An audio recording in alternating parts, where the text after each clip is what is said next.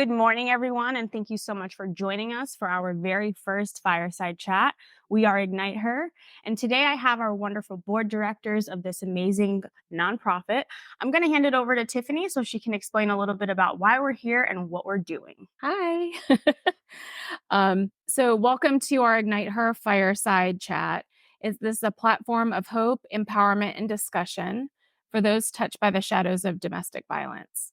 At the heart of our mission are our founders and our board of warriors. Our journey from survivors to champions of change embodies the resilience and courage that define our mission. The vision was clear for us to create a space where survivors and warriors of domestic violence could find solace, strength, and solidarity. The unwavering commitment of our board of directors, our board of warriors, to build an environment that encourages healing, growth, and transformation. Together, we gather around the fireside, not just as a community, but as a family united in purpose.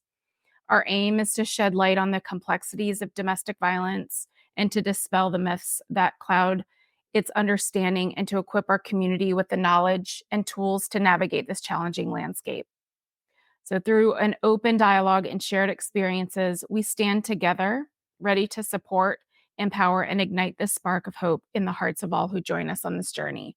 So let's embark on the conversation with open minds and open hearts, reaffirming our commitment to each other and to the cause that brings us together. Thank you, Tiffany. Yes, thank you. Thank you. So we're so happy to be here. It's been a month since we've done our last get together. Last month, we did a workshop. It was surrounded around self-defense and teaching women the skills that they need to get out of complicated situations. Today, we wanted to do a fireside chat to have a discussion about the most common questions and misconceptions that go hand in hand with domestic violence. So we're going to get started with our first question, which is, what encompasses domestic violence? Anything that makes somebody feel very uncomfortable. Could be conversations that put somebody down. Doesn't necessarily have to be something that is a hand raised. Hand raised is one of them. Humor, or humiliation disguised as humor, the snide comments, the stalking, the following of social media, like really diving into needing all access to everything. We need our privacy. And when that gets encroached upon and taken away from us, that is absolutely a huge part of us losing who we are as individuals. Domestic violence, I think is, the emotional, mental, physical. We know everybody's like, oh, well, the physical abuse, and it's very easy to identify when a glass is being thrown across the room, a fist is being put into the wall. But I think a lot of the mental, emotional, as we're saying, abuse, violence, I think the violence can also be within that physical and within that mental and emotional, then becomes the physical because of the stress that we take on, how we're affected by those things. So if it doesn't feel right or you think something's off, it probably is. That's the, I just can't put my finger on it, but I just think that something's off.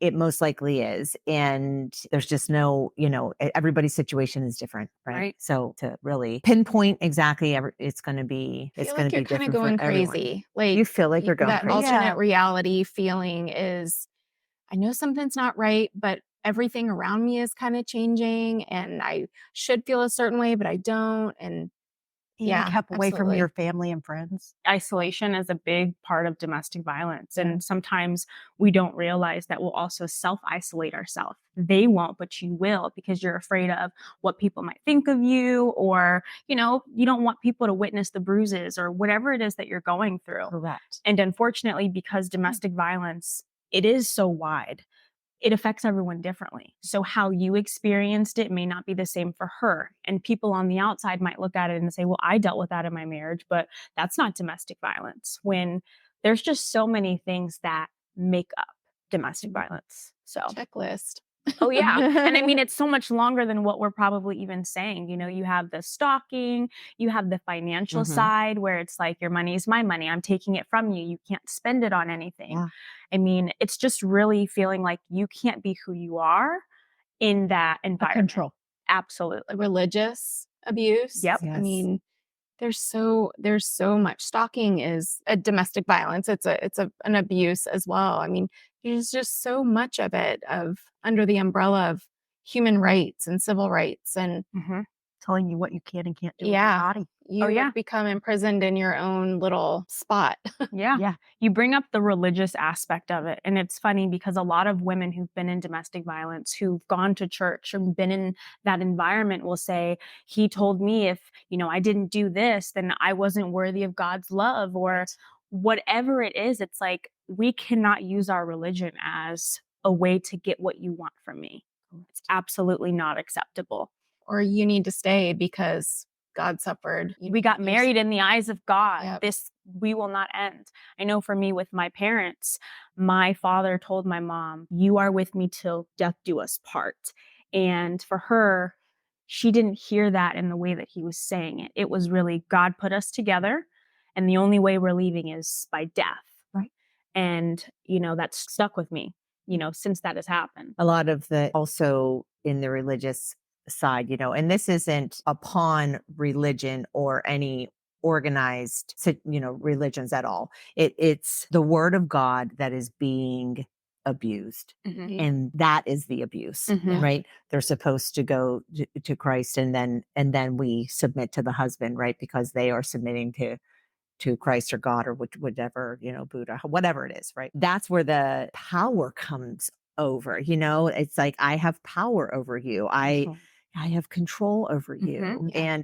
And the isolation, to watch the personal relationships, the years of friendships and relationships you have with your family and friends, them to be severed in for the partner who ultimately is causing these things or, that you're allowing in your life has no remorse. It's actually they're glad. They're watching it happen. They Mhm. have Narcissism. It gives them joy. They're feeding off of it. Right. Absolutely. And so what I was taught with the narcissism was to give them no oxygen. You don't give them negative oxygen. You don't give them positive oxygen. Mhm. You give them nothing, and that snuffs them out. Correct.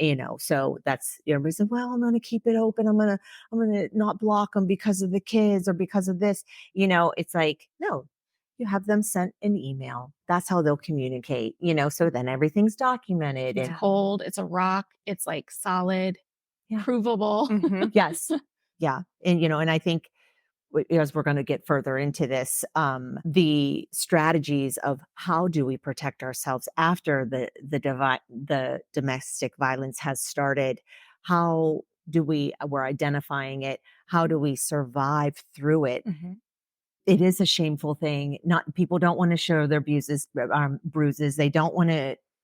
They're so sick and tired of the fight within their, under their own roofs and within their hearts and in their own soul that they don't want to even talk about it They give anymore up. because they are just beat Mhm. down. Yeah. And you get beat down and you lose everything. You become okay with it at some point because you're just numb to everything going around. You're Very like, much. it just is what it is, like there's no way out for me. I'm stuck here.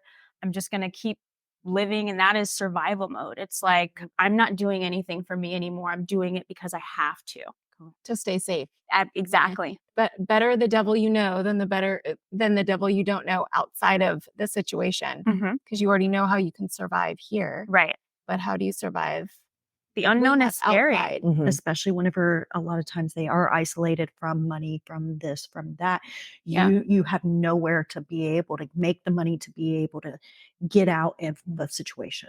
Yeah. There we go. Because there's control of the money, there's control of the everything, Yep. Yeah. Yeah, absolutely. even Which if you are working. Yeah. Right. Very true. Which kind of leads us into our next question. It's how do you know you're in a domestic violence relationship if there is no physical abuse present? Like people are like, well, he didn't hit you, so it's not domestic violence. We covered the different things that encompass domestic violence, but what would you say would be that's DV? If someone said something to you and said, yeah, this happens in my relationship, would that be that's domestic violence? We were driving down the road and we got in an argument and he said, get out of the car and walk. Mm-hmm. That's violence. That's domestic violence. That is domestic abuse right there. Mhm. When anything that doesn't feel right and you're not safe. Mhm. I don't feel safe. Something is being affected. My security is being affected.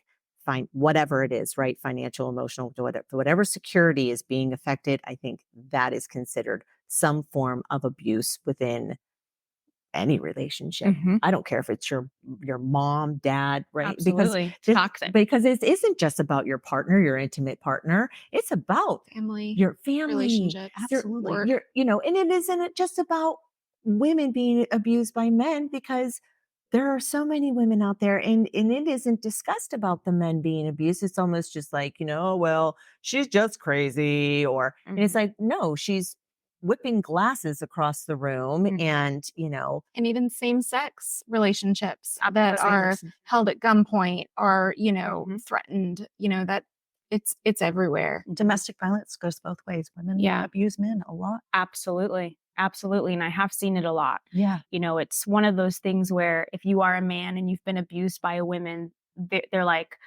why would you let a woman hit you? When Yes. at the end of the day, why would we let a man hit us? We don't have Okay. control over another person's Yeah. actions. Nobody should be hitting anyone. Yeah. Exactly. And there are even like comments of, this is something that I heard. Why do you look better going to work than you do when we go on a date? Mm-hmm. Only sluts wear thongs. You Mhm. need to wear full granny panties. Only sluts wear heels. Mhm. You're not allowed to wear that anymore. And you just succumb rather than fight against it. Mhm. Um, and then you become this person. You're wearing something that you don't even feel comfortable in, is you prior to the relationship. Mhm.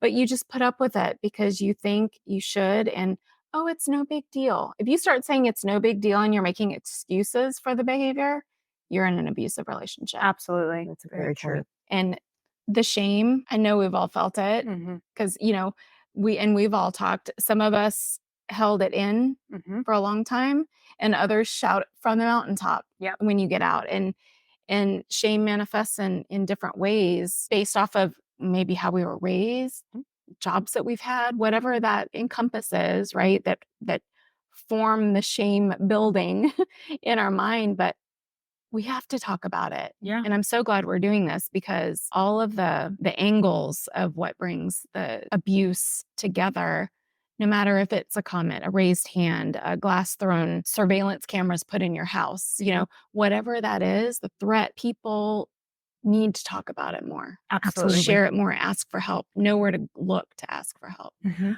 I as you were talking, I started thinking about when you just kind of put out some lines of like where that stands and it doesn't start. I mean, sometimes it starts immediately. Sometimes it is very drastic, and the first situation is very intense, and wow, that was really abusive. Yeah. But it starts gradually. It Mhm. starts with a name. In the middle of a fight, you're being bleep and whack job, Mhm.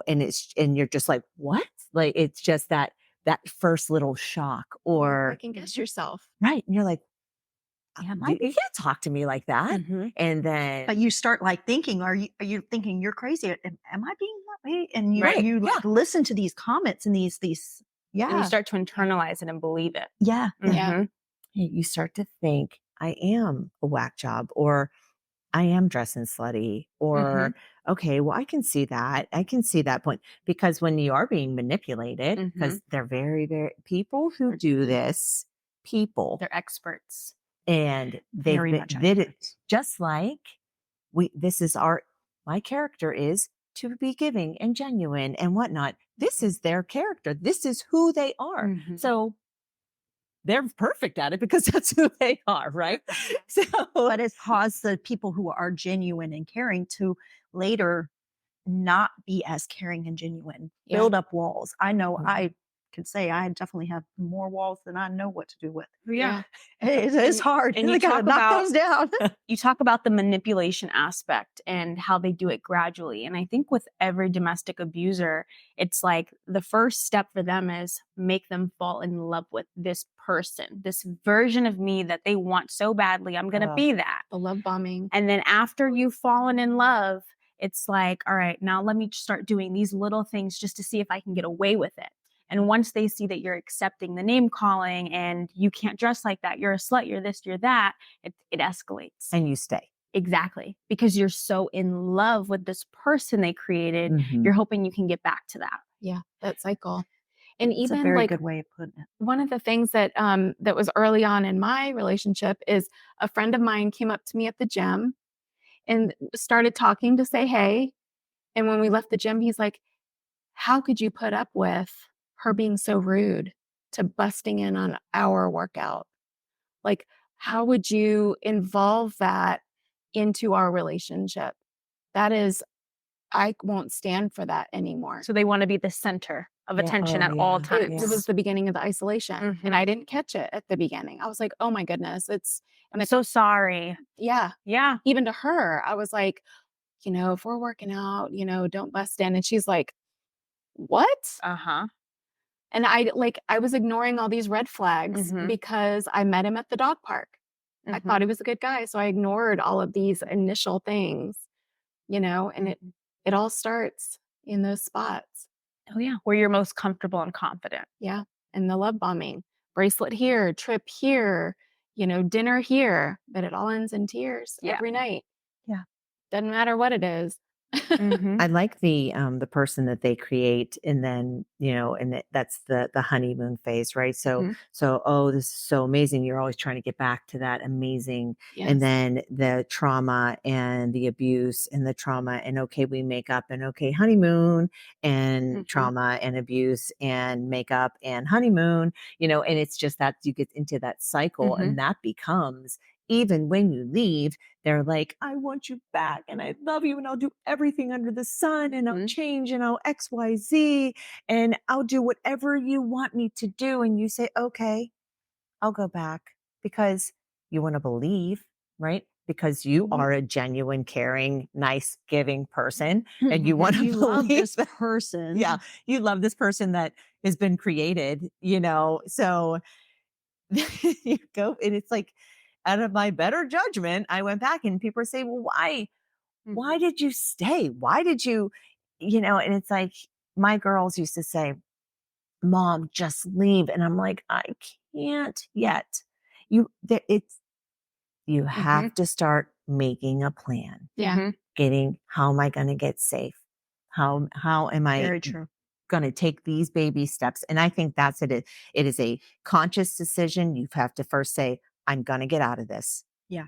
This is not Yes. my life. You have This to be is not ready what for it. my God, higher power, whatever universe wants for me, because that is happy, joyous, and free, not sad and crying. And Yeah.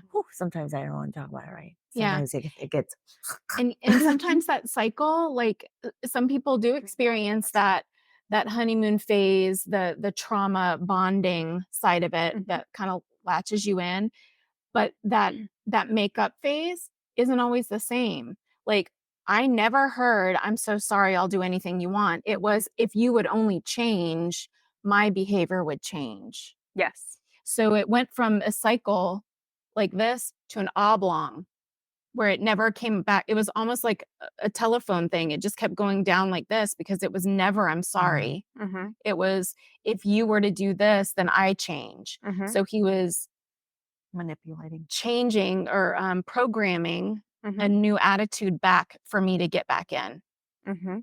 So it's so different in slight, even though the language is still the same, it's ever so slightly different in each person. I mean, we all probably have like that slightly different Mhm. side of it, but it's all the beginning and all the same end. Like, Right. it's all crazy that we put ourselves through it. Oh yeah. Absolutely. Well, let's go on to our next question. like an hour in. All right, we're like, It's two great. questions. It's okay. I'm loving it. I think it's a conversation that needs to be had. Absolutely. And as we go into these questions, you start to uncover certain things that you didn't think about until right now. Yeah. So I think it's important for people to see that and to hear that. And the biggest thing really in us doing this is to encourage people to have these conversations. Yeah.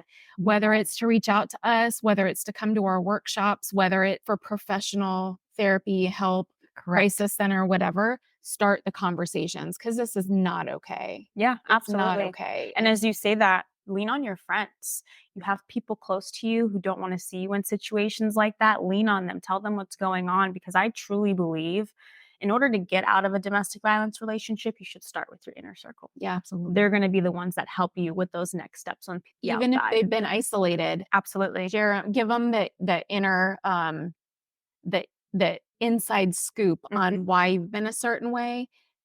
They'll forgive you. Absolutely. I mean, Absolutely. the most important people to me did forgive me, even though they were some of the first that got isolated. Mhm. They were the first back with open arms. Absolutely. They talk about, we're always the last to know, really. Like, we're like, oh, you have that aha moment, and everybody's like, yeah, we've been sitting Yeah. over here watching that. We already know. Yeah.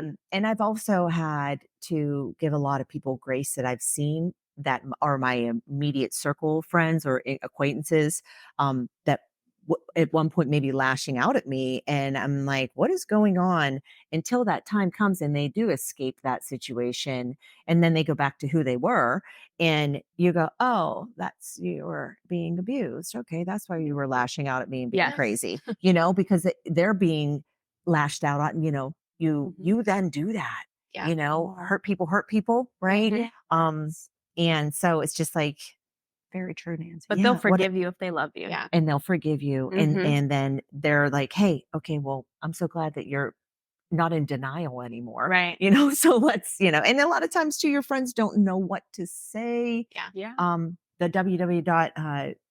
www.igniter.org, all the resources, and we have our resource page, to reach out to us through a chat, through an email. If you can't talk to anybody, you have no one to talk to, you need suggestions. Direct message us. We've got tons of resources to lead Yeah. you to. Absolutely. Support at IgniteHer.org. Mhm. Yep. Well, all right. Our next question is, this was a question that got asked at our workshop, and it was, can your spouse rape you? And is it rape if you don't fight back? I think that this is one of those questions that not a lot of people want to talk about because, being in DV relationships, you submit yourself and you do whatever they say. But in actuality, do you really want the sexual affection from them in certain times, right? So I think this is an important question to talk about. And I can answer this more than anybody. Yes, they can. I was in a relationship where that was a common thing. Happened quite often. Tiffany kind of knows some of that story. And, porn became the focus of the relationship. Finally got to the point where that became all for my marriage for a long time. Mhm. Was not even, there was no sex for a long time, for a very long time. And porn was the thing. And then whenever we did have sex, it was rape. So it can be, it very much can be. Absolutely. And it's hard. It's Yeah. hard. But you get through it. At what point for you would you say you realized that it was rape? Because of course this was your partner. When I'm sitting there crying during sex, Absolutely. Yeah.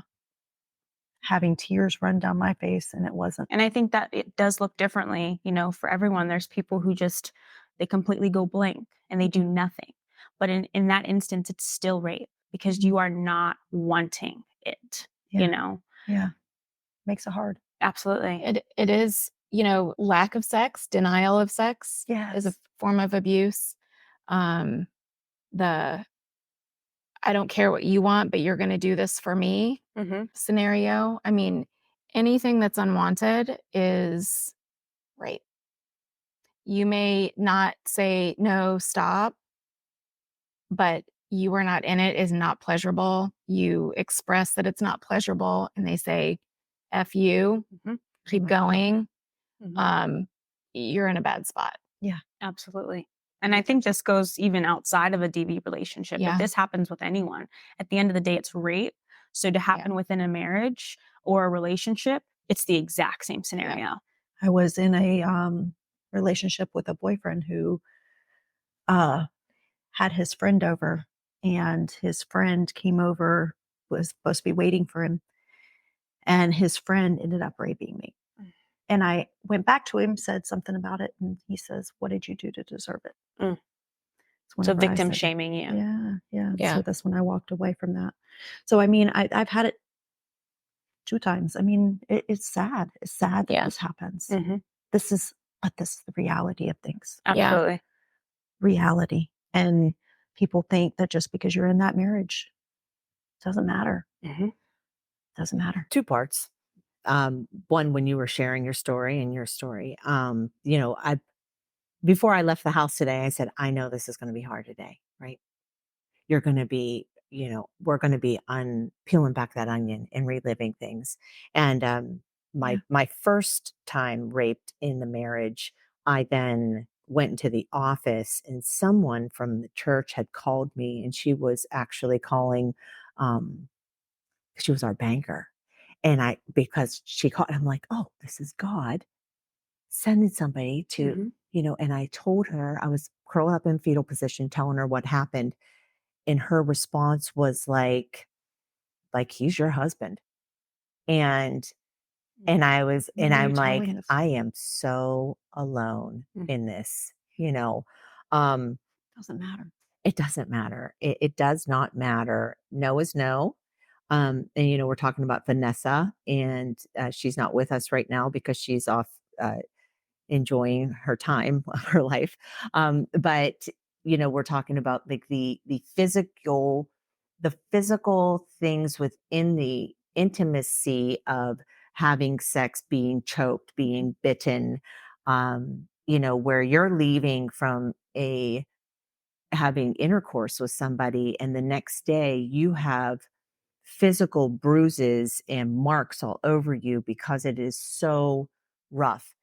That then segues into the patterns that have happened as a child, Mhm.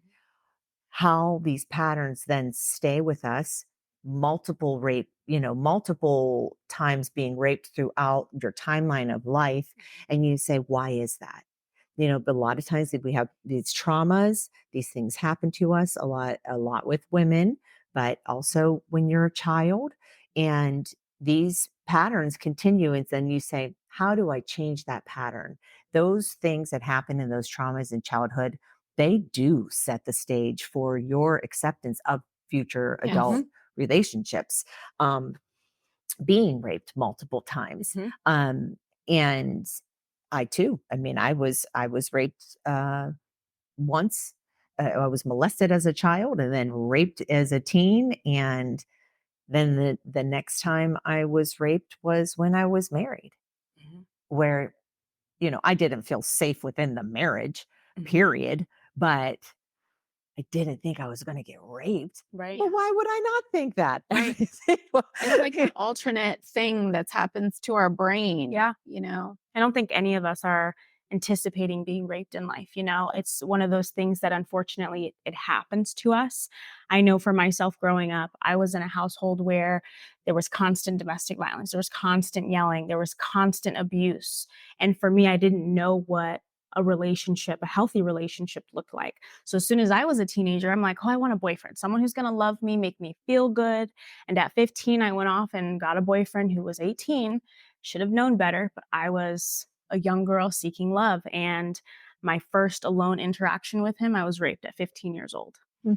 And the first thing I wanted to do was go home and tell my mom what happened. And I remember that day, my mom and my dad at the front door, like they knew something happened and they were like, we heard you were at a boy's house being a slut.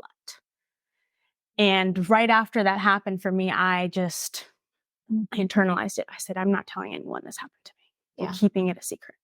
And I never said anything until I married my husband. He was the first person that I opened up and actually told that happened to me. And so many people do hold on to it and not tell. Oh, yeah. And even after that, I still didn't know what a healthy relationship looked like. And then throughout my teens, I was in a DV relationship myself, you know? So I was not aware of what true love looked like. And I think that if we show our children that, they are least likely to fall into these situations because they know what to look for. They know that's a red flag. That's not acceptable. But we're not having those conversations and showing them what they need to see.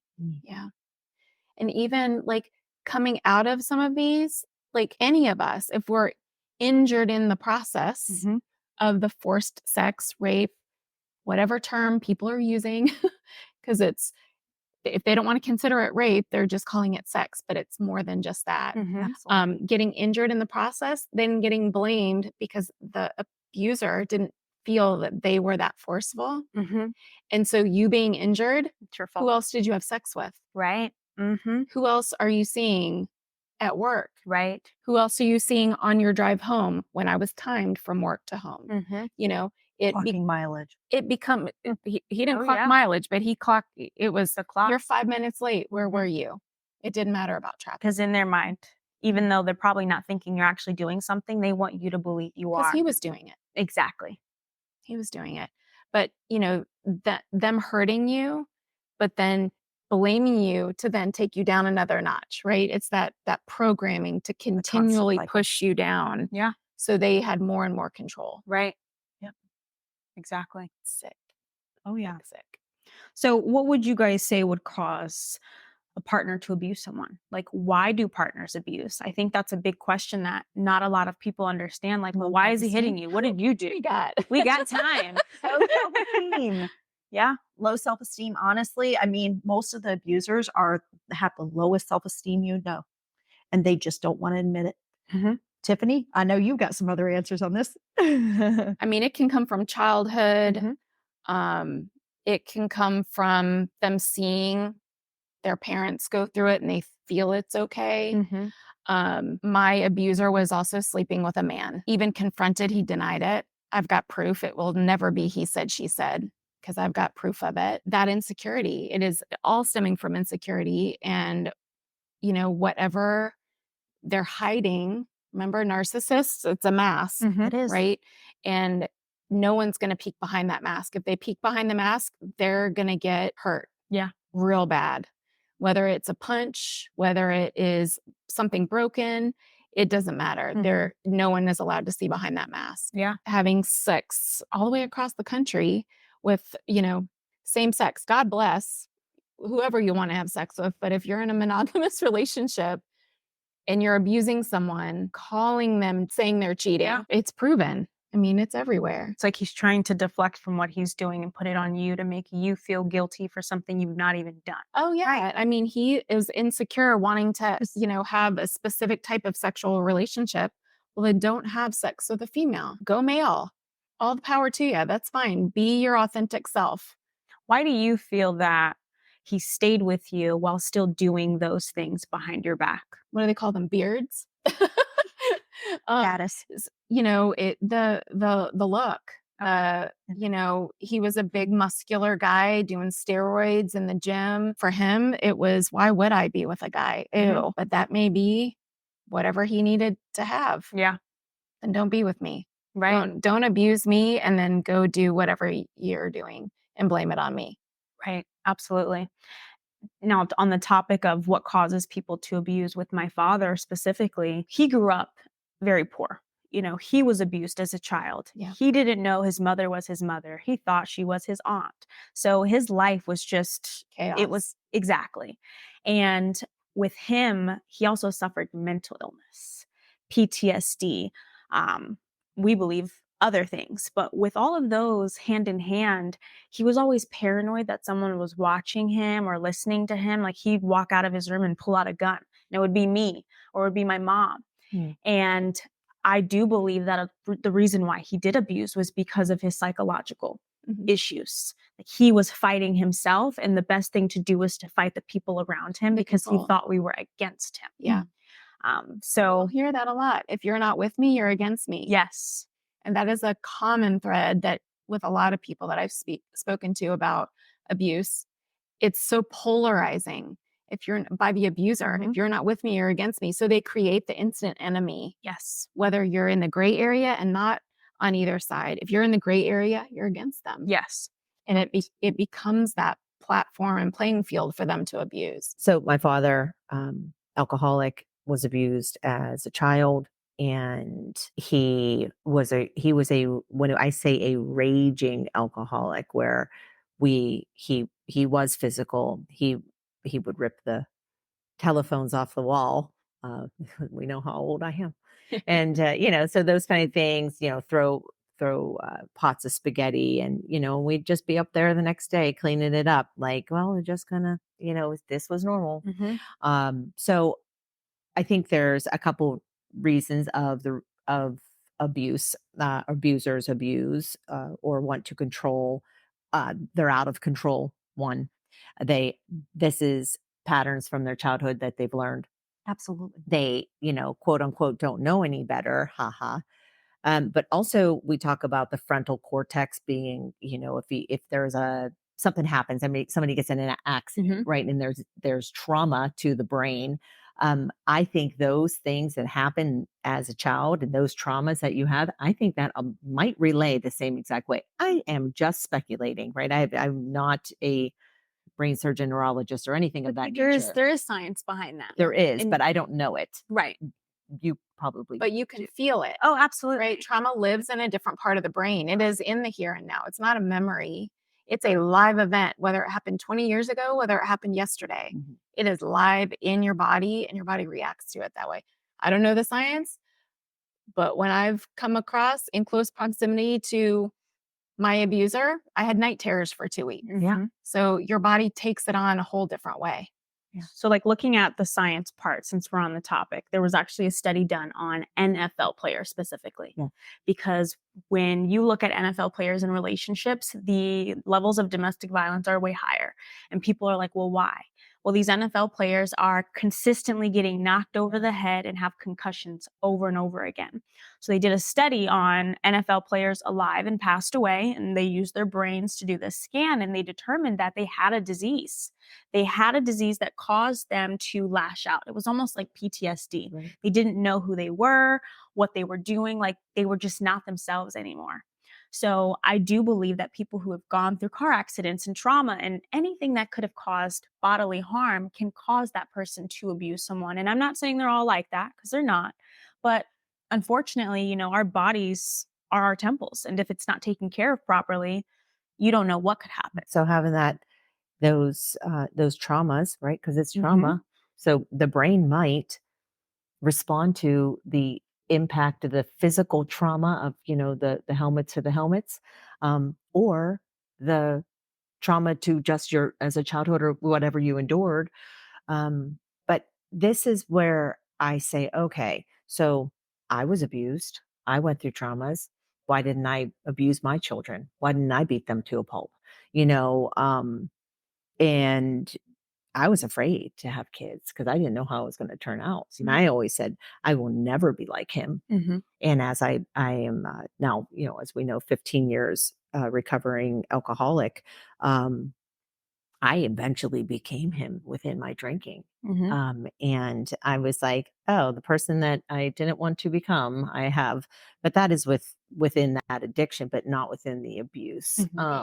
I feel like I did possibly, not intentionally, but there was neglective abuse within my children because I would be hungover and not present for them. So the addiction side, there can become abuse. The trauma side, so I think there's a lot of different reasons, but to say, hey, I know that this isn't normal. This isn't okay for what I did. So I'm not going to do this. I'm going to make a conscious decision to not. We have a friend that we had that Zoom call with, and he shared that I'm not going to do that. Yeah. Because that was done to me, and he made a conscious decision. And now you had to heal from it first. You have to heal. Yeah. And a lot of times people don't. Take your time. Take your time for you to heal, get therapy, get help, because too many times if you don't get that help, you're going to end up back in the same type of relationship. Absolutely. Or again, hurt people. Right. You start that cycle again. Yep. And getting back into that same relationship, it's because you have become accepting of those types of behaviors because you haven't healed yourself. Correct. And I think that's something that a lot of us have been through. Like most people who've been in DV relationships will experience it more than once because they've accepted the relationships, they've accepted the toxic behaviors, and they don't know anything else. I just want to tap on that real fast. So because people will show you who they are. And because you do notice that, you go, how am I back in this again? How did I not see it? How did I not see it? Again, if If it doesn't feel right, it isn't. Any little red flag is going to become Neon. neon. Next one. Why do people stay in DV relationships for so long? Fear. Number one thing, fear. Fear of what am I going to do? Where am I going to go? Who am I going to turn to? How am I going to support myself? This person's taken everything from me. They've taken my money. They've taken this. They've got control of this. It is fear. Fear the unknown. You just don't know what you don't know until you're out of it and you've stepped away from it. Yeah. Because those I think the glasses. average amount of times that people leave before they're actually out of it, the average time is 7. Mm-hmm. It took me 5 times. Mm-hmm. And each time I was like, okay. And the next, I'm gonna strategize my way into this. And so I built a personal strategy, not realizing there are tools out there that can help you build your strategy. I know that now. Mm-hmm. And that's why we're all here, is to be able to be one of those tools to help guide people. If you feel that something is wrong, make that conscious effort to say, okay, how can I make it feel right? Whether it is going to an online therapist. If you're not allowed to go see a therapist, I wasn't. I went online. What are the red flags? My therapist walked me through what are some of your first memories? What jumps out at you as a red flag? Mhm. Like, it wasn't until those were screaming in my face That you realized it. that it then became more of a priority of, Mhm. okay, I am not crazy. Right. God help me. Bless this journey. Let's get out of it. Yeah. Put a strategy together. Absolutely. Mm-hmm. Then you have the people who stay because they do love them, and they're hopeful of the change. They're not so much fearful, but they're like, I really want to make this work. Like, I really love They're this still in person. that cycle. Yes. And to stay for the kids. I Mhm. mean, and Nancy, I know, like, your kids were like, get out, but your kids were also a little bit older to shine that mirror for you. But someone who has little tiny kids, Mhm. who's their mirror? Who's Right. helping them? They are staying for those kids. See, with my mom, I always questioned, why are you staying? Because not only is he abusing you, he's abusing us. We're walking around with purple bruises on our arms, having to wear long sleeve shirts to school, and you tell me you love me. I don't believe it. And she saw it. Yes. And that was a tough conversation for me to have with her, even That was after. powerful. It's like, I don't believe you love me, because if you loved me, you would leave right now. Yeah. And it took her 27 years of marriage to finally say, wow, he has been abusing my kids. Wow, he has lied to me all this time. And when she finally accepted that and said, I'm sorry, I forgave her. So let me ask you this, based off of that story, how old were you when you were like, do you really love me? Because you're watching us go through this. When I was 10, that was the first time I told her, you don't love me. And she smacked me across the face for it. Yeah. And I said to her, if you loved me, you wouldn't let him do this. And she was like, well, you should have just listened. And I'm like, you're trying to beat me down the same way that he's beating you down. Yeah. And it's not right. It's a habit. And then I have younger siblings I was 10, my brother was 4, my sister was 2, and he's abusing them the exact same way. For me, it was like, I threw myself at him so many times, like, just take me. I don't want you to hit my baby sister. Take me. Yeah. I was that person. And I wish my mom had the courage then to say this is enough. But there was the side that I'm like, maybe she was afraid to say something, and I had to learn to forgive for that. But as a child, I hated her. So how at age 10, because I know this is a deep, rabbit hole we can easily go down into. At 10 years old, there aren't a lot of kids that are like mentally there to recognize that, because they're off playing video games. They're playing with playing in makeup, playing with, their I friends. couldn't. I was isolated. Yeah. So where did that thought process come from for you? The inner courage to go, wait, something's not right. I need to say something. Like, where did that stem from? I think it came from a conversation that I had with a little girl at school one day. She was so upset with her parents, and she's like, I hate my dad. I hate my mom. And I'm like, why? Like, your parents are nice. Like, they're great. And she's like, well, your parents are nice. They buy you everything that you want. And I'm like, thinking about it, like my dad does buy me everything that I want, but it's always after he beats my ass. Mm. Always after. And he never said I love you, never said he was sorry. And it really started to click for me when my dad pulled me out of school and said, "You're gonna do online school." And when he did that, he installed cameras in every inch of the house. He deadbolt locked all the doors, so the only way out was with a master key. And I was a prisoner for an entire year. I went to bed so many nights without dinner. And my mom never came to check on me to say goodnight or to see if I was She okay. wasn't allowed to. And that's when I started to really like, if my mom loved me, she would have came in here and saw if I was okay. She would have kissed me goodnight. She would have checked on me. Like, Yeah. that's what I would do if I was a mom, Yeah. you know? And I'm 10 years old thinking about all this stuff, but I'm like, you know what? I had to survive. So in my mind, I'm like, I'm just going to be okay with this. I'm just going to live. And then when I turn 18, I'll get out of here. There were many nights where I was like, I'm going to kill myself tonight. You know, I want to die. I don't want to do this anymore. And it sucks to think about it now as an adult because it has changed who I am now. Yeah. I could have been so much different if that stuff didn't happen, but you know, that was my life. That was a lot. Yeah. It's a lot of unpacking. Well, Yeah. I mean, I think because you came to those realizations, like letting people know their kids see that. Yeah.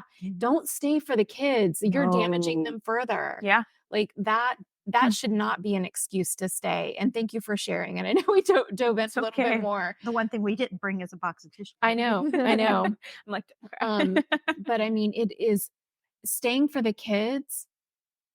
You're subjecting them to continue that behavior later in life if they are okay staying and everything. If someone doesn't recognize that behavior like you did, I mean, it was in your face. You had no choice but to recognize that. Kids see things and they do internalize it. And like the conversation we had with your friend, Nancy, you don't realize sometimes until it's too late and it's already imprinted on your brain. yeah. And it affects everything. It affects every relationship you have into adulthood. Oh yeah. Through school and everything. Your children may not always say it to you or tell you that you don't love me or why are you staying? They see it and they just keep it to themselves. But it's like, you have to know that like kids are smart and these kids nowadays are even smarter than I was when I was 10. So it's like, you got to do right by them. If not for them, yourself. I think you grow up real fast when you're in a domestic violence situation, an abusive family. The children, because somebody has to become the adult, somebody has to take care of the littles. And you do turn into a survival mode. So that makes you hyper vigilant. Whereas a child, playing out on the bike, and enjoying your childhood, things become, like you are surviving. So I think at that age, you were well beyond your years because of what you've been experiencing. We asked, why did we stay in that situation? And I say my poor mother, and she stayed 23 years, and we told her, you just have to go, you have to leave, financial abuse. She was crippled with psoriatic arthritis. She had to start taking her steps, and she would go to school, and he would take her books and rip them up and throw them out on the front yard. And, you're not going to be F and beep and da, right? Or whatever. She was trying to do these small little things to better herself, and he controlled and ripped it from her as fast as he possibly could. So so sometimes it's like, why do people stay? And it's like, but I'm trying to get out, but this person is doing everything in their power to make sure that I don't. But but fear, coming out of it, what is on the other side, is the grass always greener, that they say, you're never going to find anything better than me. The financial abuse, but I think why people stay in the situation is because they don't know that there really is a better life out there. Yes. There's organizations that will help. We made contact with an organization called Better Together, and they will watch your kids from 24 hours up to 90 days. So the kids don't go in the system. DCF isn't called. It's like a babysitter. They background check the whole 9 yards from like little babies up to, high school kids. So you can get out and get help and work double jobs and earn money to get the new place and Not have to stress about the babies. exactly. Not, being a bad mom of not being home or being a bad dad and not being at home. I mean, there are options out there. Don't stay. Don't stay. Don't let shame keep you there. Yeah. I think some people too are afraid of leaving because they're afraid of having nothing when they leave, and they have so much while in it. And I think that you have to be comfortable with losing everything, Everything. because there's no way for you to grow as a person without losing it all. Yeah, You very- can't keep it Very true. and keep it. But was it really yours to keep to begin with? Exactly. It wasn't, because they're controlling it. It's time to just start over. Yeah. Rewrite your own history. Etch a sketch. Absolutely. Shake it clean. Yeah, I like that. and you actually have lost everything already. Yeah. Even though, and that's a big thing with me, is like, it's just stuff. Mm-hmm. And it really is just stuff. Money is just stuff, and stuff is just stuff. Back to real fast with my mom, so she stays 23 years. She finally gets out, and I say, but I'm going to stay. After all of that, Mhm. I'm going to stay, because I'm going to stay with cheerleading and my school and my, and I stayed. And then I became the whipping post, coming home at 1:00 in the morning.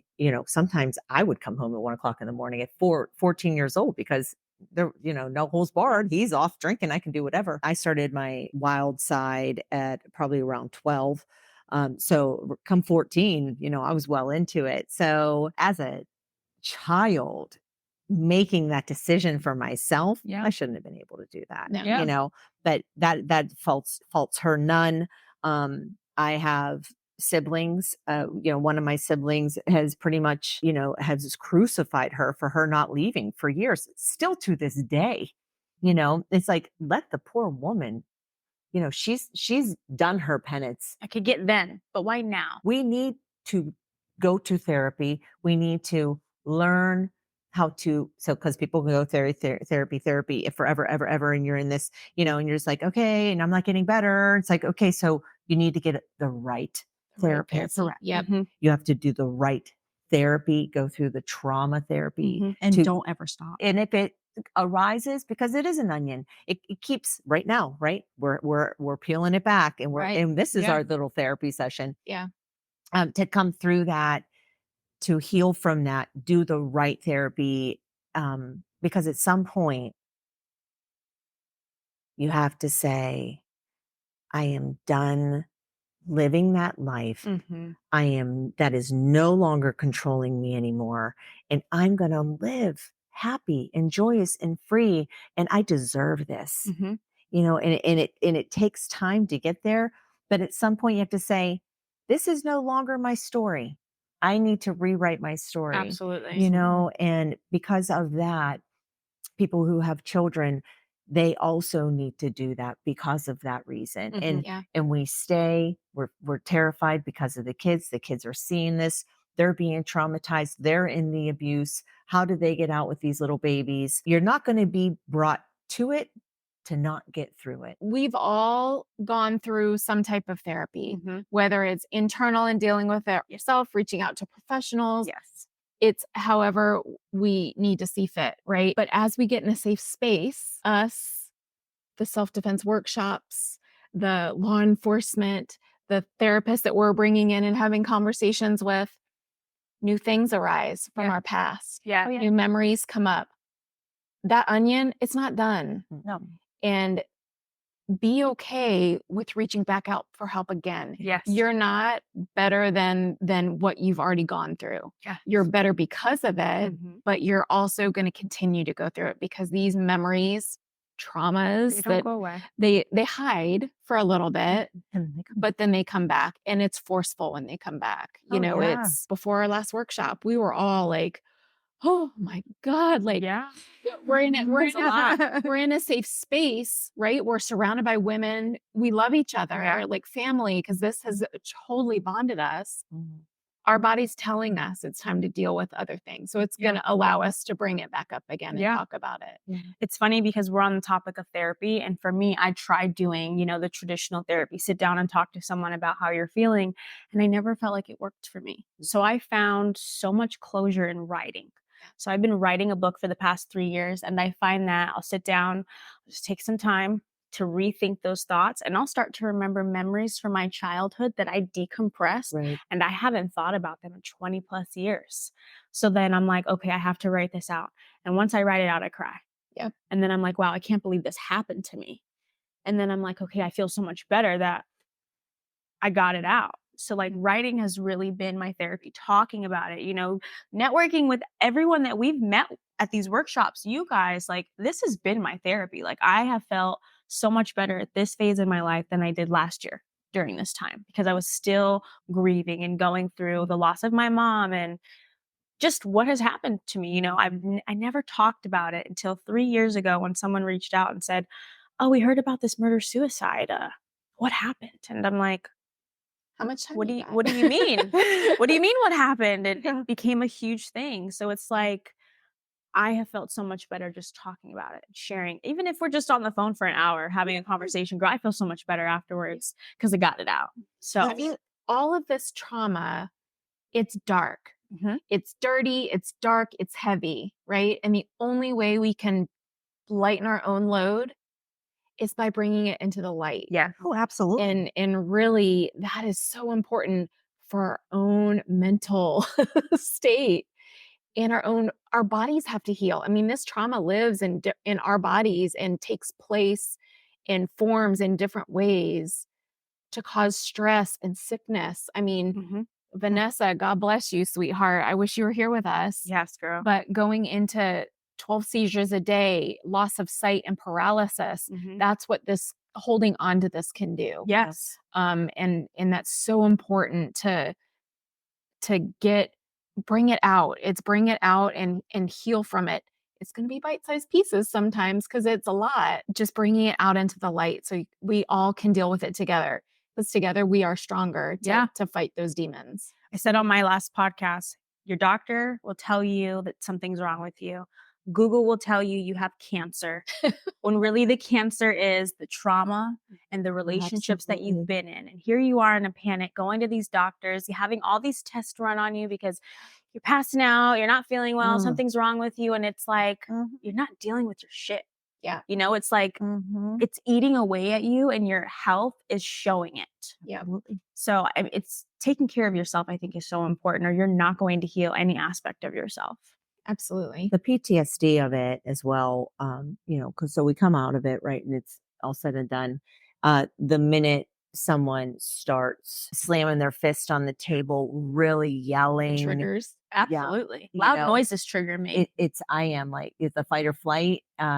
Unless you're doing that if you're doing that to me, I become into that fight mode because I'm like, nobody's going to do that. And I'm stronger. And it's like, I turn into crazy pants, right? Is that your trigger?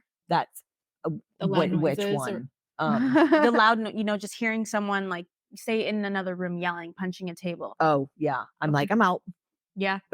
Or I mean, and I will judge the crap out of that person. I'm like, that pile of blah, blah, blah, like whatever people who do in general, and it's men who are not emotionally stable, to handle stressors, or they like flip their lid real fast, loud guys in the gym, the big mouths. Yeah. I'm like, I mean, I don't know. I've seen it in women too. I know. I see it in women as well. The peacocking, I call it the peacocking. Like, I'm the best, and whether they're angry, happy, it's all loud and boisterous, and it skirts the line of danger. Yeah. It's right on that fine line edge. I have that, and it's just so hard to just continue to. I don't think you'll ever be the same. That's the thing. What a stupid Super Duty. Every time I hear that diesel, that engine rev, you hear, and my children are the same thing. Every time I hear it, it triggers something. You back. And these stupid trucks come through here like daily. I'm For me, walking through my neighborhood, if I hear kids screaming, even if they're just playing, like, I instantly go to that place from my childhood. Like, why did no one hear me screaming? Why didn't anyone stop and like try and help? So whenever I hear screaming, I'm like, where is it coming from? And I hate that, but it's like PTSD and I can't like shake it because I No. just don't want it Get to yourself happen out to of it. anyone else. Yeah. So I get that. I totally understand. Let's talk about how often we actually see domestic violence around us, like in our communities, in our friend groups, anywhere. I will say right after, so I left at the end of October 31st, 2018.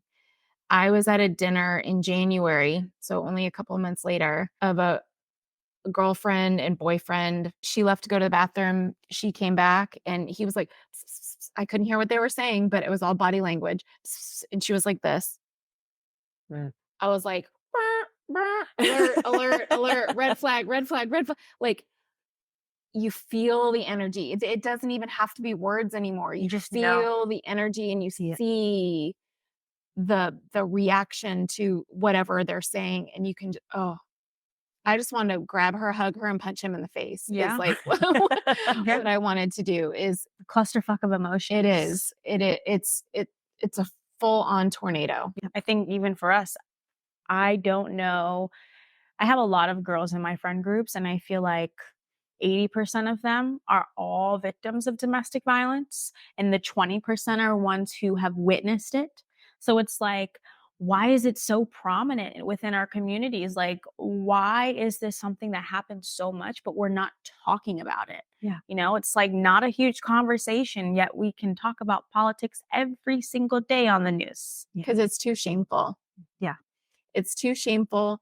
One of the conversations I was having with the community director at CASA is, them going into school systems of what does it look like as grade school? What does it look like in middle school? What does it look like in high school? And the middle school and grade school ages, it's the recognition of what they're seeing their parents do. Uh-huh. High school, it becomes those relationships, right? If you love me, you'll have sex with me. Yep. That's the initial conversation. That's manipulation. That's abuse. Yeah. Right. That is the first thing most girls will hear. If you love me, you'll have sex with me. Yep.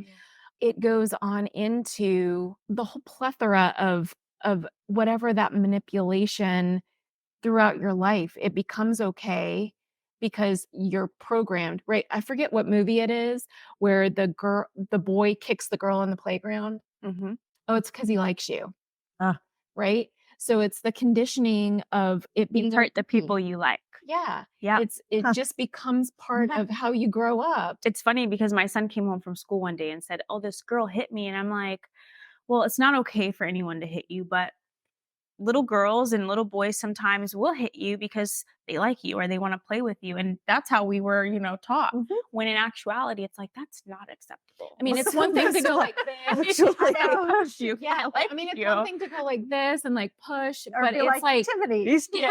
straight on. Like I remember one of the boys, and I lived in Germany in middle school, and one of the boys like ripped my favorite necklace off my neck, so I kicked him in the nuts. Well, I had to go down and apologize. I would have done the same thing. Right? Who wouldn't? Like, it's my favorite necklace. It slid and everything. Right. So I got angry, and that was my first thing. Well, I had to go down. His name was Patrick. I had to go She remembers apologize. the name. I can say his last name. I remember that too. He lived 4 houses down from me, but he had a crush on me. Mm-hmm. And he So didn't know what to do with He it. ripped my necklace off my neck. That's not okay. Yeah. It's funny as hell to talk about now. Yeah. But it is. Wonder where Yeah. Patrick is today. Yeah. God bless him. I could probably look him up, but Wonder if he has any kids. I'm sure. who knows? But Tiff took that away from all him. those like weird things that we just, forget or push away that are beginning stages of abusive behavior. Oh, yeah. Yeah. That if they don't get corrected and checked, like. Oh, yeah. My son has autism. So we went through a crazy stage from like 4 to like 6 where he would just attack kids at school. Mhm. And it wasn't because he liked them. It was because he was just triggered by something. Or and frustrated. Like he couldn't. get something out the right way. So it was like, we really had to sit down and talk about why it wasn't acceptable. We had to put him in therapy. We had to do all of these things. And I mean, he's 8 years old now and he's thriving to where he doesn't use physical violence. If he's upset, like he'll just go and he'll cry. He'd rather just cry now than go and take it out on someone else. Yeah. And I think that if we hadn't had that conversation and I just let him go throughout life thinking that the best way to react is to hit people, he will be someone who could potentially harm their fiance or girlfriend or wife, Yeah. So it starts with having those conversations with our kids about it's not okay to hit someone you like. If you like them, tell them you like them and go play. Yeah. Do you like me? Check yes or no. That was my thing. Yeah, I like that. Send me back the paper. Yeah. Pass it back. I had Yes, I remember those. when dating I ourselves. was after I got out, in the midst of getting out and still dealing with I'm so, because there was a couple of different situations that I had gotten out of as far as abuse goes, and but the most recent one, so after I got out of that, I had a girl at work. She was going through dealing with a man who was emotionally and verbally abusing her, and she would say, he's saying this, and I was like, and you do this. It was like I'm like, I got your answers. And then I had another girlfriend, and she was saying this is, and then she was sending me recordings of their fights and what he's saying while it's happening and sending it to my text messages. And I'm like, yeah, I mean, that was some hard stuff. And then I'm like, just get this. Like, I'm like, get the baby, get out of the house, that. Then a girl at the gym, is telling me this is what my husband's doing, and, video games and talking to another woman while on the video games in front of her, right? Because, the whole, they can telling me all these stories, and it's like, now that when you come out of it and you do survive it and you're recovering from it, you see these red flags. You do see this in other people's relationships, and you're like, well, just do this. And they're like, yeah, I can't do that, or that just, or I didn't ask for your opinion, and they become defensive. So they have to be ready. ready. One at work is away from that situation. The one that sent the recordings got out. The one at the gym, she is out, and she finally left, and she was married to him for a long time. And just, I was so proud of her the last time I had seen her, and she said, I got out, I have my own place, and she has like seven kids. Wow. 7 With and him. yeah. Wow. And so That's tough. you want to talk about, and I mean, and she's doing it, and she did it. It's like in situations like that where you have children with your abuser and you leave them, where does that leave the kids? Because some kids may not always witness the abuse, and then they're like, where's my dad? Or I want to stay with dad. It's like, what do you do as a mom? It's like you want what's best for them, but you also want your children to have their father. So it's like, what's the best decision in cases like that? I can speak to that. So I had a lot of back and forth with what do I do with my girls and their visitation with their father. And my girls have 2 different fathers, and not saying that either one of them were abusive to me. The one had narcissism and had addiction problems, unbeknownst to me at that time. But so it was very, what is the best situation? Do I keep them from them? And then when they're in 14, 50 saying like, you keep me from my dad, and that's why I didn't have a relationship, or do I let them go and then be affected and dealing and seeing the addiction, dealing with this person who probably isn't, in my eyes, the best. And then I come back and I have little bratty kids, or they're opening the doors for abuse for them. Correct. So it was hard. That was a hard decision. Well, and it's that little tiny, like we talked about, the edge where they may not abuse now, but the whole situation changes, and that could hairpin trigger, linchpin trigger, whatever the term is, shove them into that side of it where all of a sudden it is straight up escalation. And they become the whipping post. Yes. Oh, yeah. So you hear so many mothers who who also go to court and try to keep the children, even if the fathers have disciplined the child, and now I think in July they passed a bill within Florida that, fathers have a lot of rights and they should have 50-50. And unless you are abusive and doing all these things, this is a whole nother conversation. Yeah.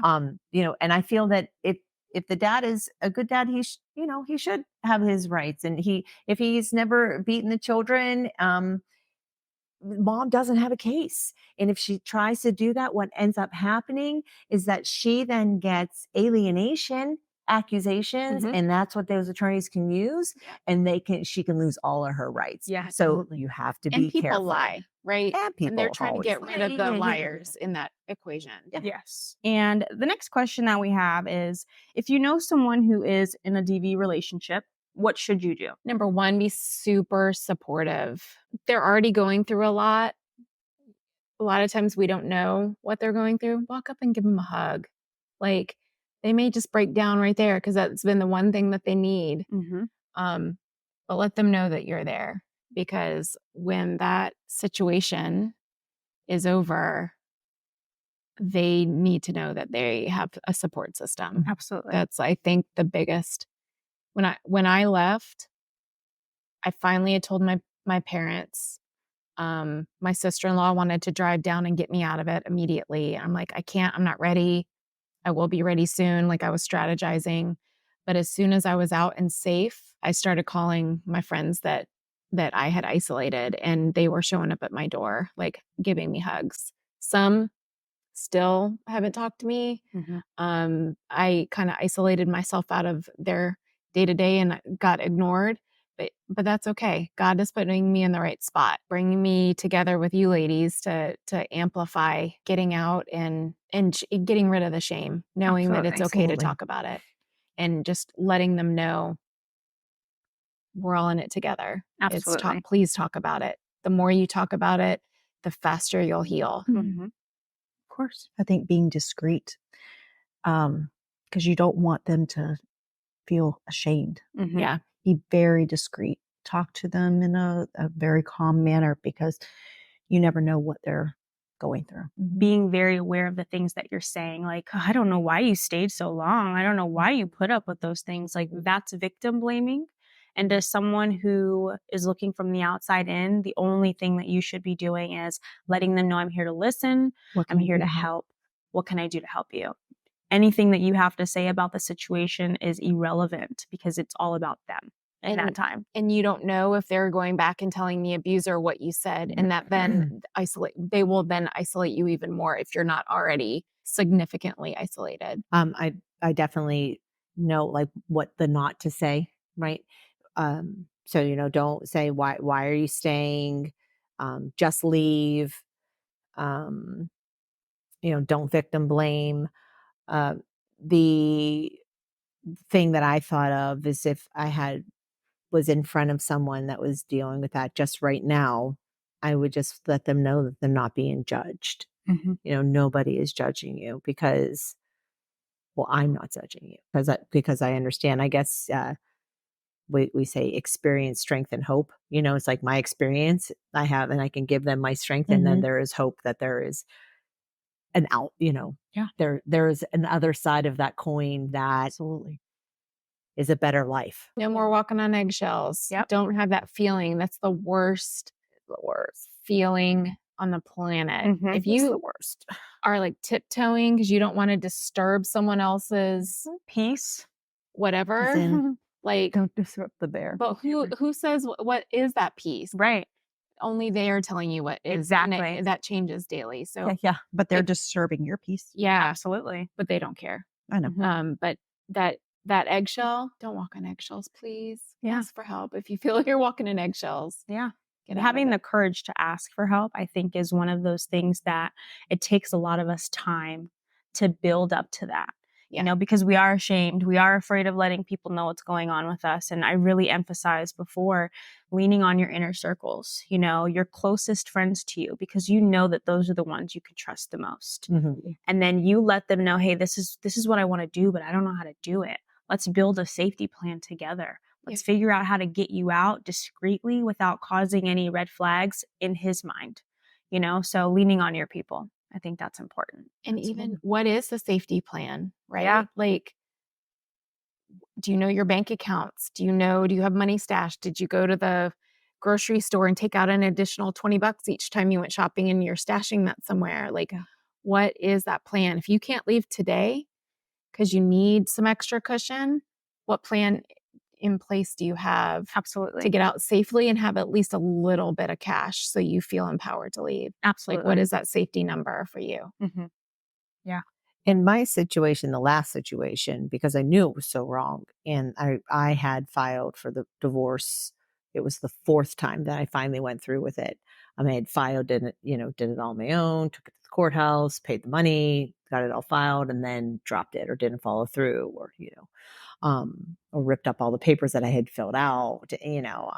I did. So I'm a talker. So it's more of, I was like, hey, look what's going on. Like somebody help, or give me the right suggestion, somebody come in and rescue me or tell me what to do, because I knew it was so messed up. So there is shame in it. Mm-hmm. What I am finding, actually, as I've come out of it, sometimes I don't want to talk about it. That's my now shame. Mm-hmm. It's like, I was in that. Like, I allowed that in my life, Yeah. and not once, not twice, not 3 times. So that's the shame now. And it's like, oh, well, because I would never go back to that. Right. I would never do that again. Nobody's ever going to do that to me again. I said, nobody's ever going to hit me like my dad hit me. Yeah.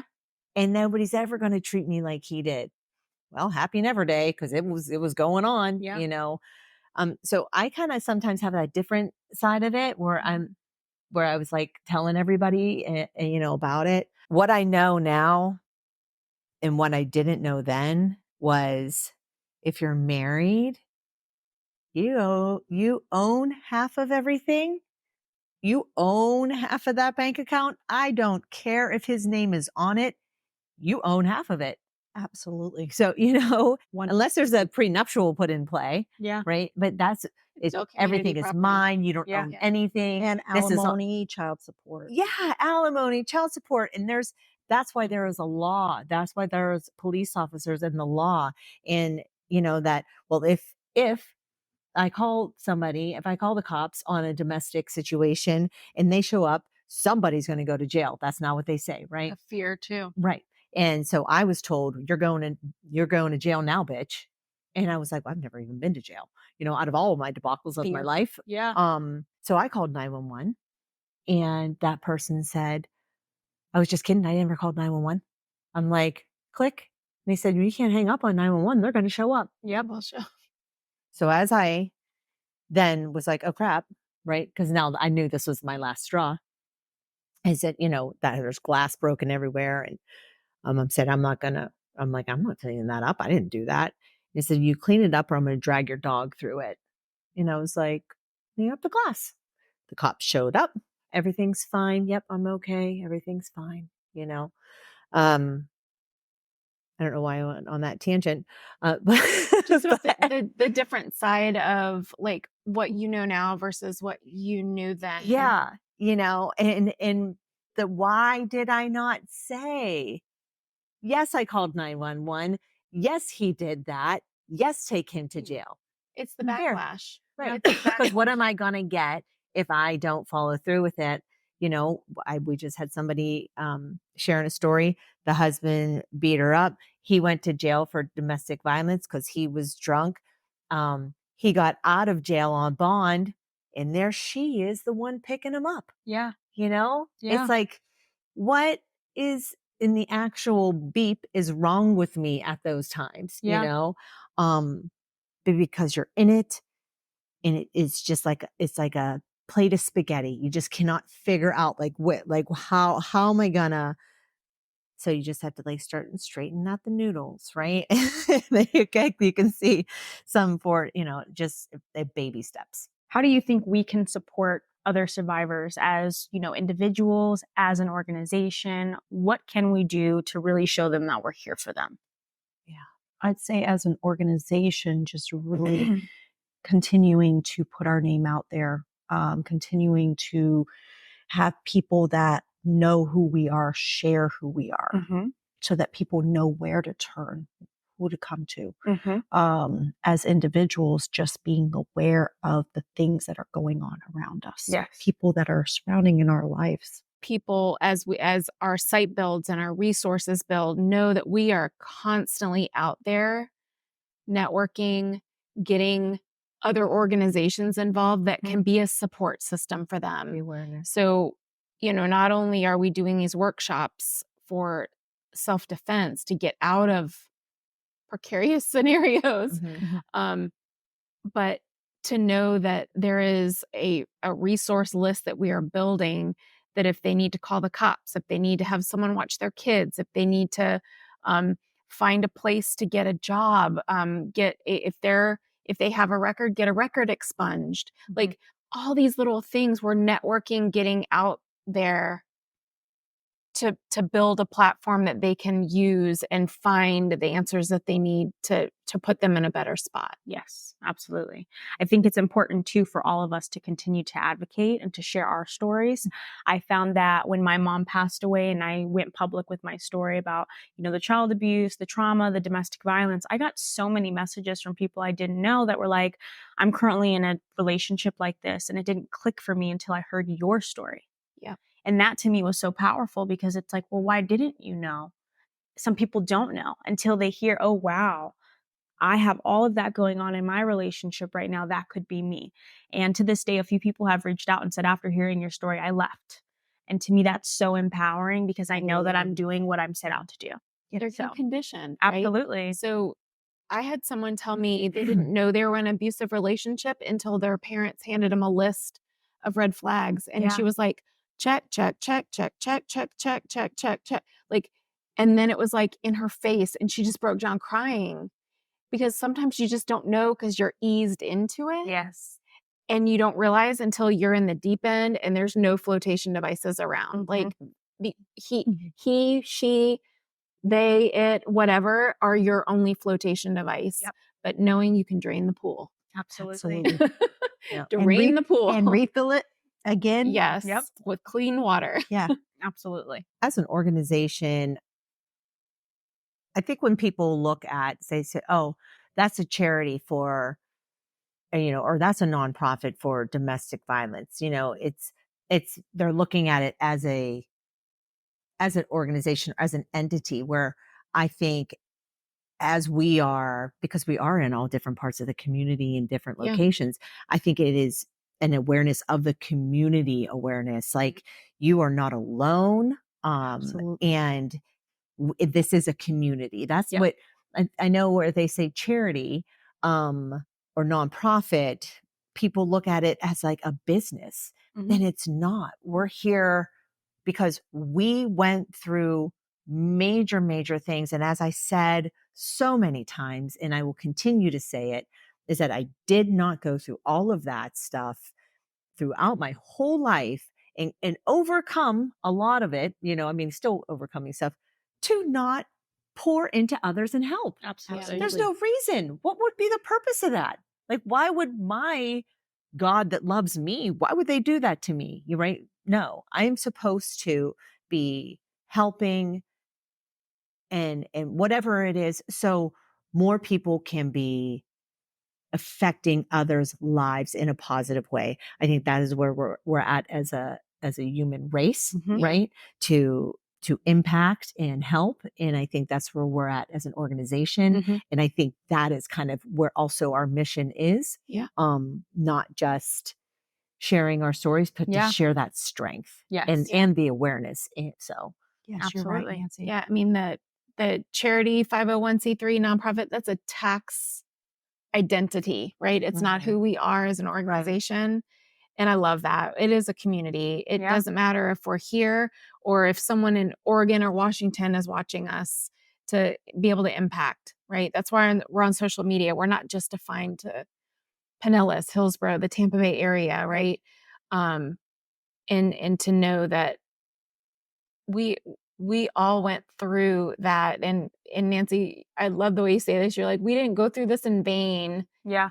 to not be that sounding board or voice for someone who can't share their story yet. Yeah. Because hopefully they will come forward and share their story too. Absolutely. I mean, we are not a business because what are we selling? We're not selling anything. Right. We're selling hope. That, yes, for free. Hope, empowerment, resilience. For free.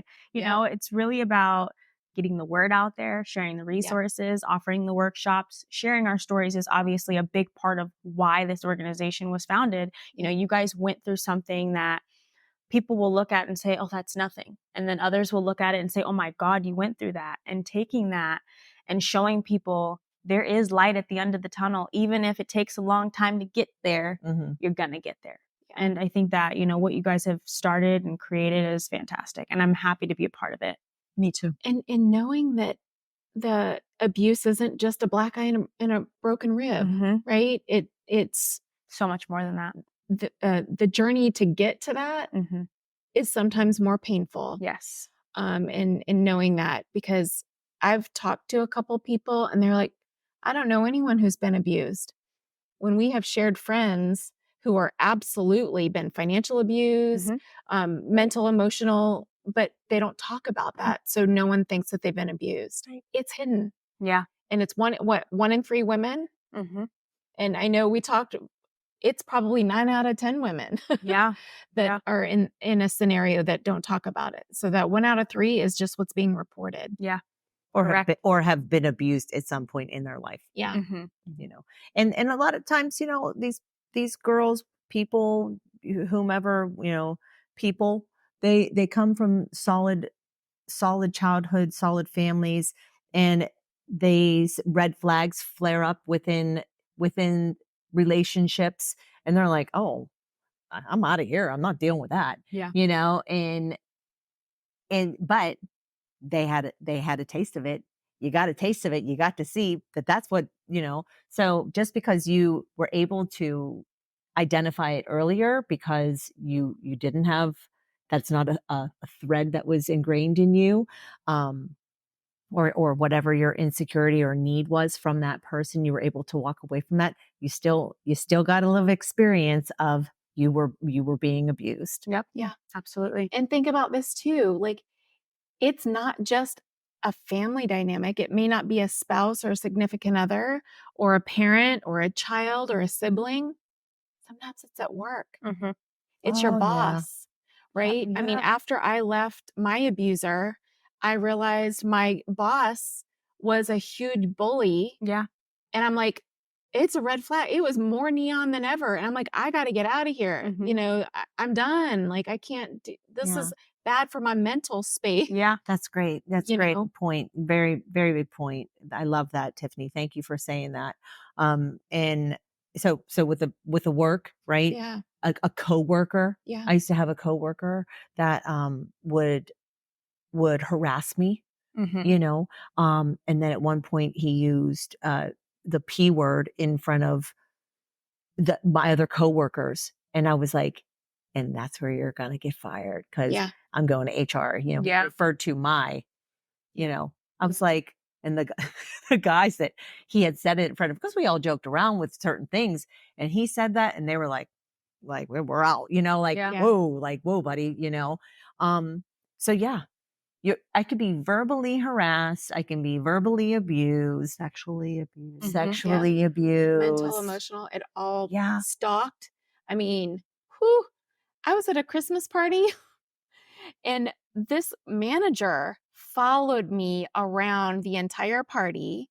When we were at work, he was up in my space, like,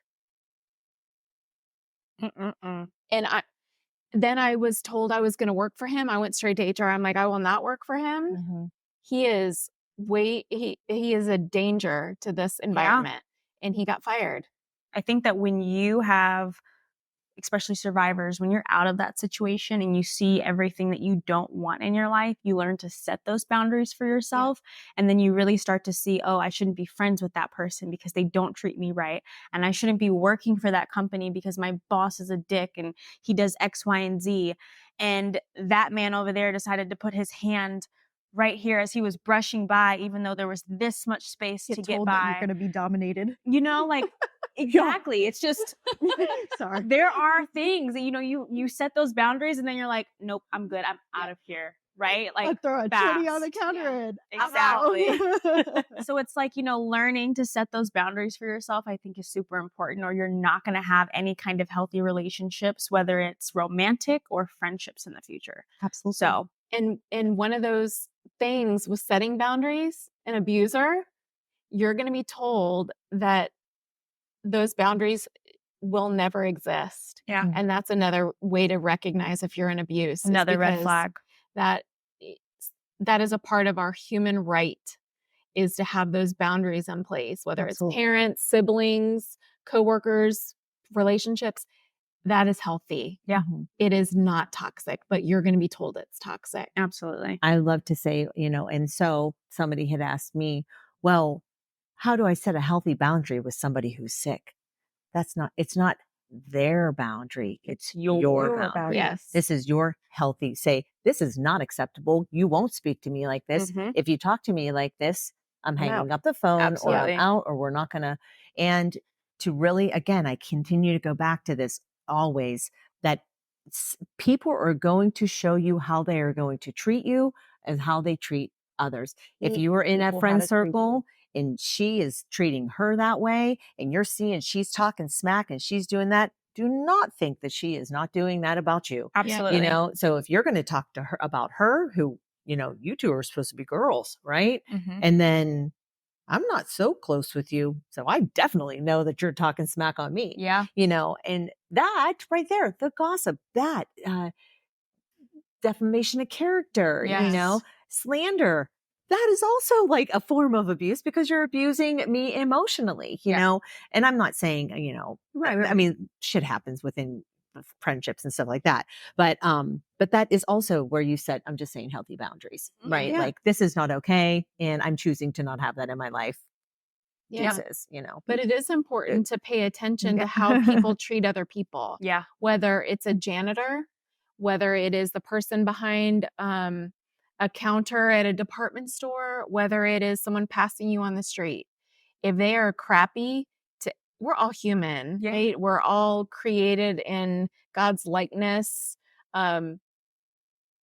Why would you treat someone like that? Yeah. It doesn't matter what walk of life they are. Or what Yeah. you're going through. Sorry. You just don't know. Yeah. Like, you just don't know. And if they are, you know, and I have a firm belief that my abuser, because he was hiding actually who he was with the, you know, sex with the same sex, that he then lashed out Mhm. in specific ways to hide that. Yeah. Absolutely. And you don't know what people are going through, and that's always be kind, right?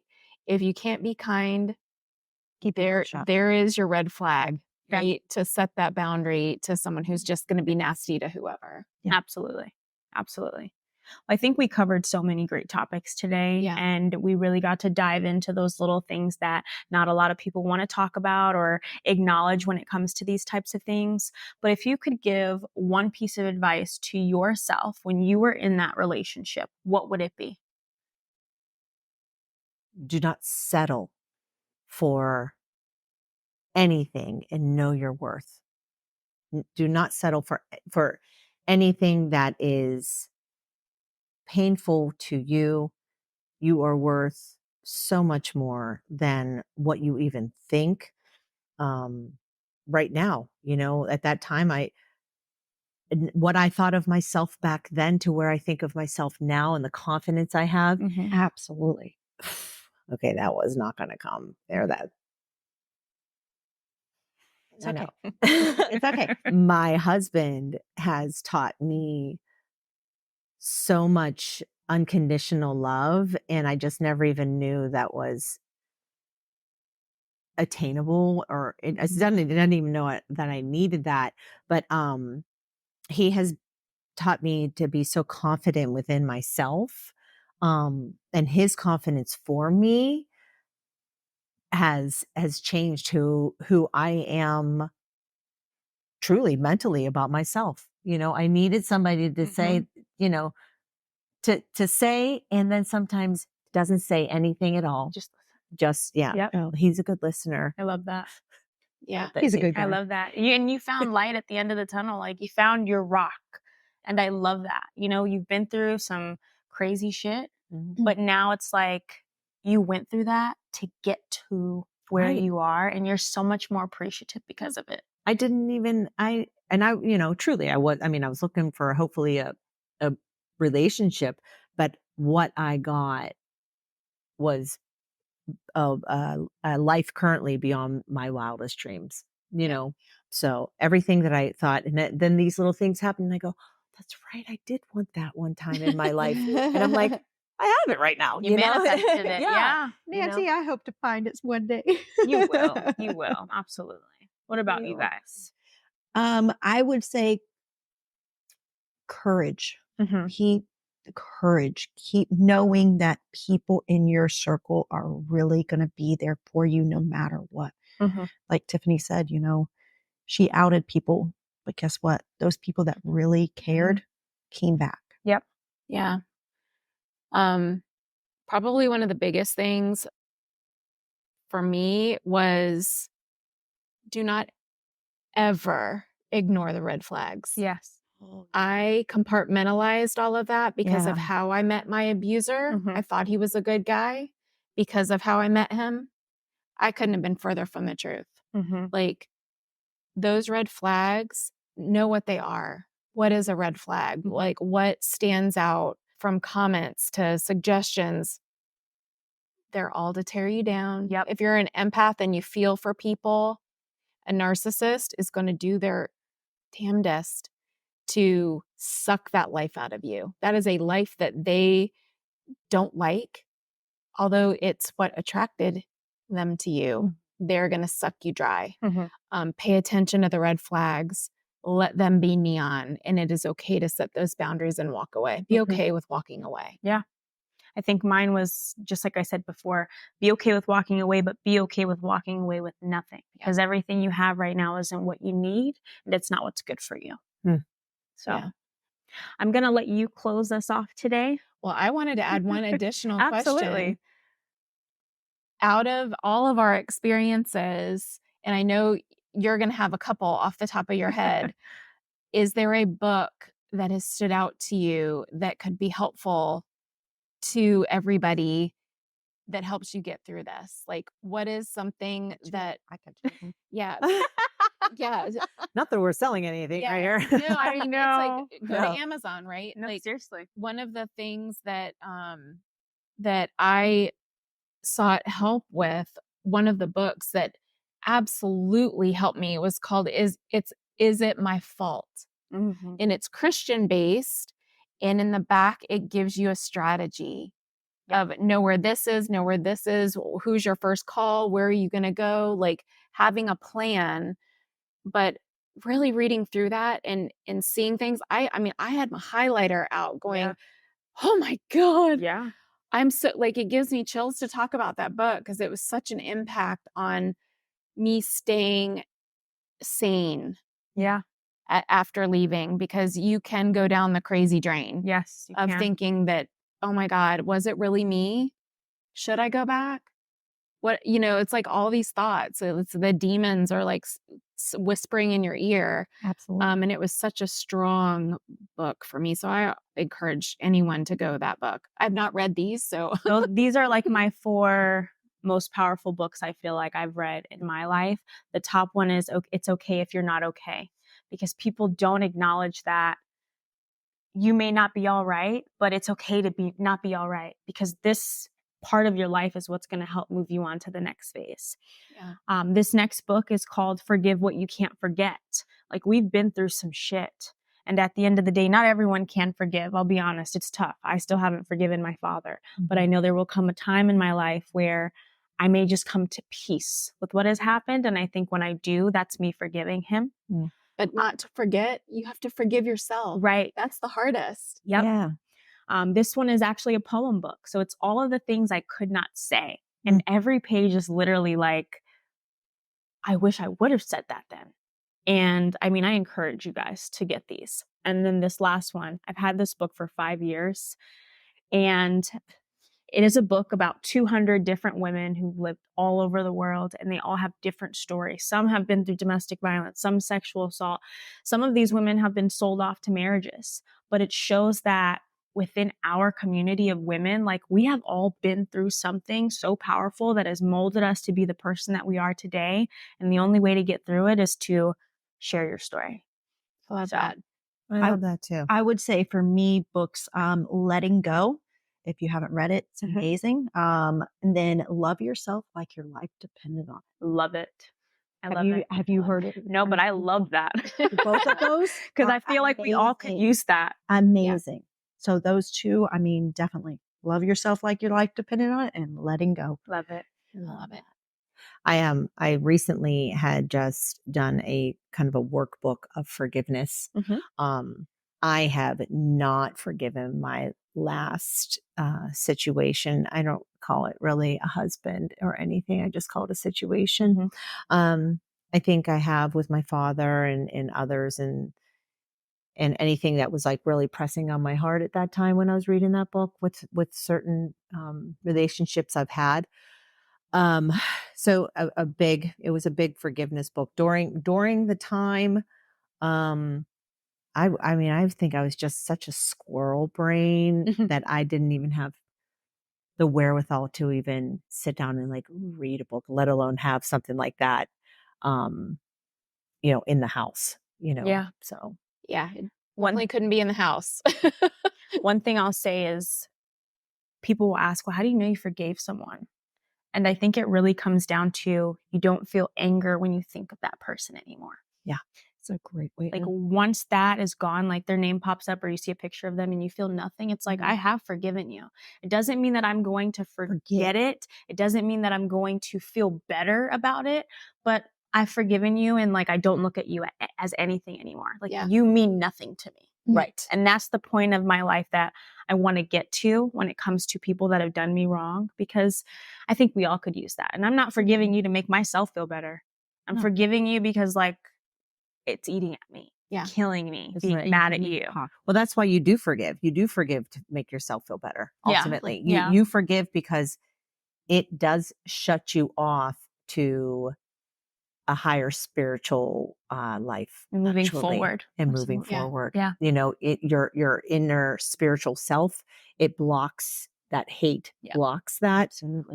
I don't hate, and I don't have feelings. So I'm glad you said that, because I was like, yeah, I mean, to this, like, this person means nothing to Right. me, right? Like, I mean, other than, that they got like ran over or something, Yeah. I'd be like, yay. Karma. Yeah.